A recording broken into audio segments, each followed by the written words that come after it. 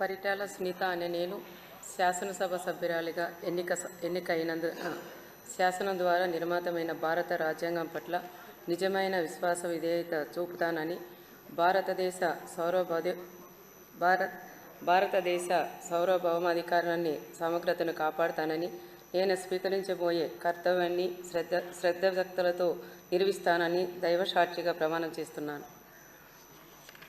ఆంధ్రప్రదేశ్ శాసనసభ సభ్యురాలైన పరిటాల సునీతమ్మ అనే నేను సభ నియమాలకు కట్టుబడి ఉంటానని, వాటిని అనుసరిస్తానని, సభ మర్యాదల్ని పాటిస్తానని, సాంప్రదాయాలని గౌరవిస్తానని దైవసాక్షిగా ప్రమాణం చేస్తున్నాను.